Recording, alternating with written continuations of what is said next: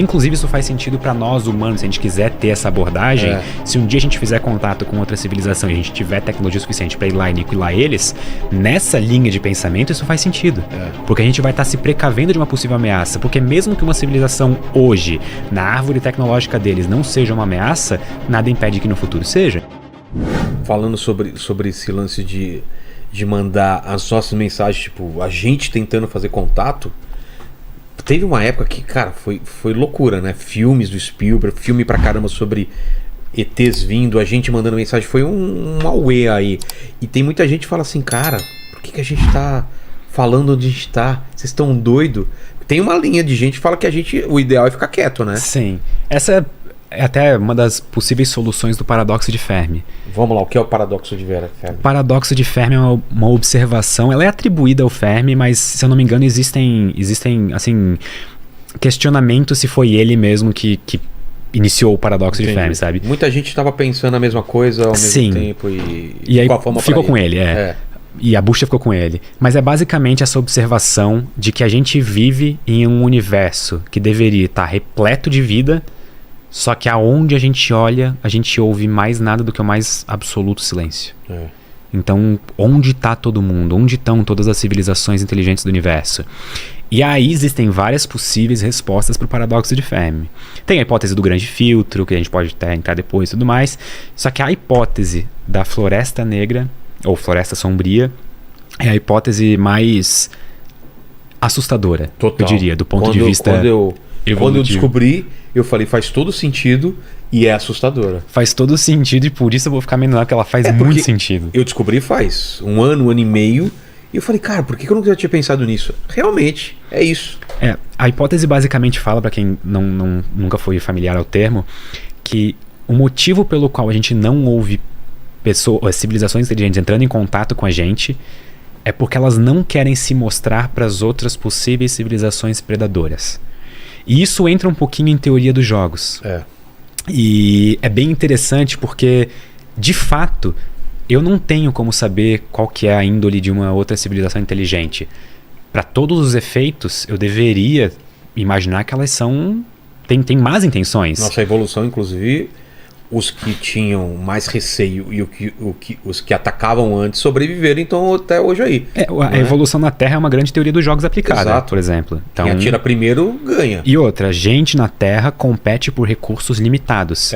Da mesma forma, pode não parecer hoje pra gente por causa do lugar em que nós estamos, a nossa árvore tecnológica, mas tanto o sistema solar quanto a galáxia também tem recursos limitados. E a gente limitados.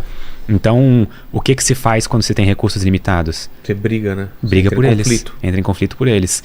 E é baseado nessa ideia que surge a hipótese da Floresta Negra, que é basicamente uma ideia de que todas as civilizações possíveis existentes já se sacaram dessa ideia, já se sacaram, tipo, elas podem não ser agressivas, elas podem ser a civilização mais pacífica que existe, mas a existência de uma civilização agressiva capaz de, por exemplo, aniquilar qualquer uma que se mostre pro resto do universo, justifica o absoluto silêncio e tentar se esconder. Exato. Porque senão isso danifica e ameaça completamente. Falando para as pessoas como é a Terra e onde ela tá, a pessoa fala, cara, tô precisando dessa parada chamada água aí que aqui a gente não tem. Vamos lá. Tem uns caras que estão enchendo o saco, mata todo mundo e traz. Sei lá. Tipo, que legal esse planeta Terra, rico em bismuto. Pô, mas eu tô precisando de mais iPhone aqui no meu planeta, viu? Exato. Foi mal, mas não queria, não é cara, pessoal. E faz muito sentido, né, cara? Faz todo sentido. Inclusive, isso faz sentido para nós humanos, se a gente quiser ter essa abordagem. Se um dia a gente fizer contato com outra civilização e a gente tiver tecnologia suficiente para ir lá e aniquilar eles, nessa linha de pensamento, isso faz sentido. Porque a gente vai estar se precavendo de uma possível ameaça. Porque mesmo que uma civilização hoje, na árvore tecnológica deles, não seja uma ameaça, nada impede que no futuro seja. Tanto que o livro que eu tô lendo, que é... quem estava conversando antes aqui, o problema dos 3 corpos, o segundo é Floresta Sombria, e é assim, essa civilização, ela tá com problema de recurso, ela precisa vir para a Terra, e ela demora 400 anos para chegar até a Terra. Eles falaram assim, esses 400 anos a Terra, pela velocidade da tecnologia, vai suplantar a gente, então a gente, se chegar lá, depois de 400 anos, a gente perde essa batalha. O que é o plano dos caras? Parar a tecnologia, toda a pesquisa aqui.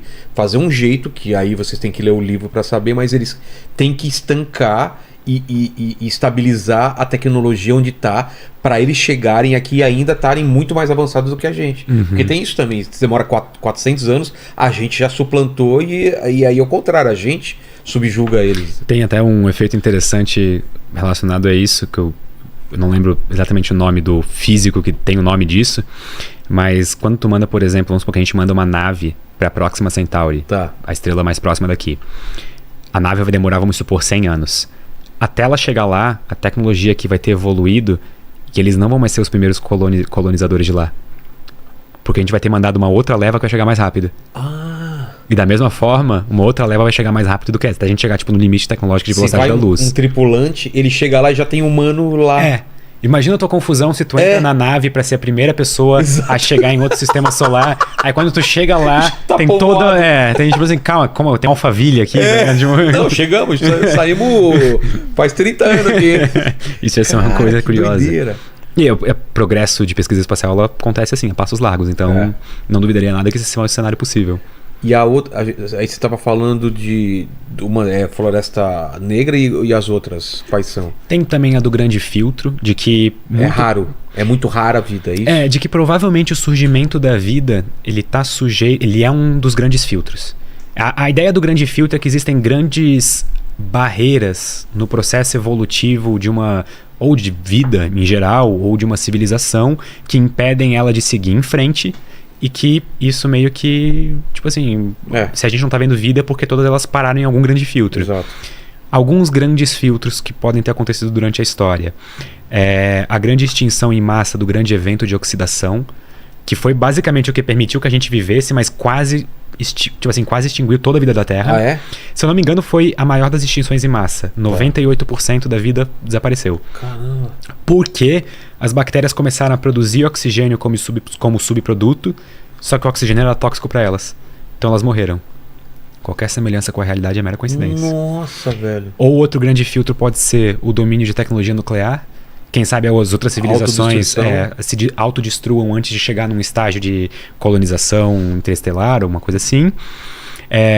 Outros grandes filtros podem ser, por exemplo, uma supernova acontecendo perto, ou meteoros caindo no processo evolutivo do sistema solar. O Sol se apagar, né?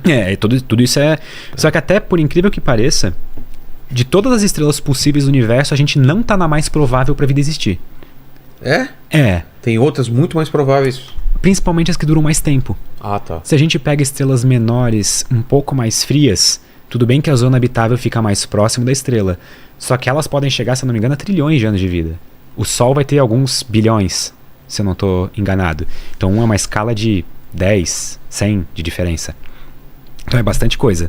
A gente não tá na melhor estrela pra vida. Sim. E isso é uma coisa peculiar, se for parar pra pensar. Cara, é tanta coisa que pode dar errado, que eu tô surpreso que deu certo. Exato. Tá ligado?